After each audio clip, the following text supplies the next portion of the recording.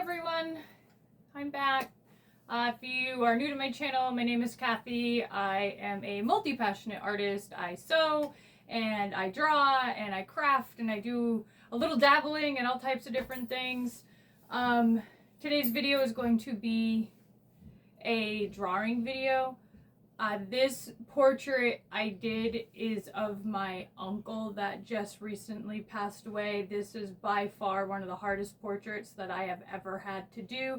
And it wasn't because of the difficulty of the picture or the portrait. It was just like the emotional connection that I had with the person in the portrait that made it really difficult. There was a lot of times I had to stop and digest and cry my eyes out and then come back the next day and start doing it again. It was just really a emotional piece to compose and put together and look at a loved one that's passed face for hours and hours and hours and hours and hours and hours. So enough about that. Before I get into the video, I wanted to still talk about a little bit of the process that I go through, before I start one of my art pieces. I don't think there's any right way or wrong way to do a portrait when you're starting. Everyone has a different way. Everyone's talents are in different ways. This is just something that works for me personally. I used to look at the picture and then just sketch it all out, but I have found it takes me longer to do it that way versus if I grid work it. So what I like to do is I actually take my paper and I grid work it all out that matches the dimensions to how I have, this piece of paper folded all the way up. And then when I'm drawing, I just concentrate on one square at a time. And then when I'm done, I move it and then I move it and I go to the next one. So this is the reference photo that I have, which you'll get a close-up of later. And I do have a digital copy of this, but I love paper to I don't know, something just works better with paper with me that I can move it and manipulate it. And then if I really want to get into fine detail, I do pull up the digital copy of it and then I can really zoom in and really see the fine details. But when I start out with sketching purposes, I always end up working with a piece of paper that I have gridded out to match my big piece.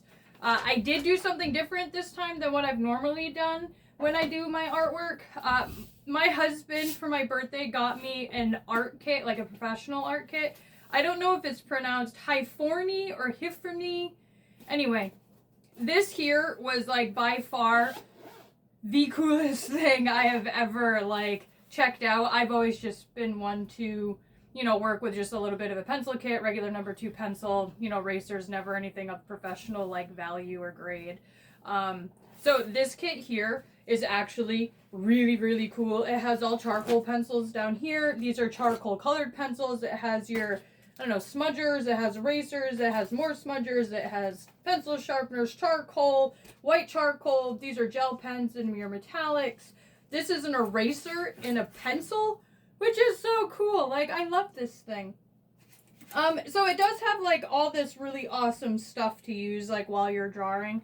That was a huge game changer for me with this portrait. It's the first time I've used these pencils doing a portrait, and it was just awesome. I absolutely loved it.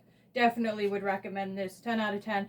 And I am not sponsored by any way. This is just a birthday present that my husband got me. Again, not sponsored. Would love to be, but not. So anyway, this was a huge game changer. Oh, I'm losing pieces out of it.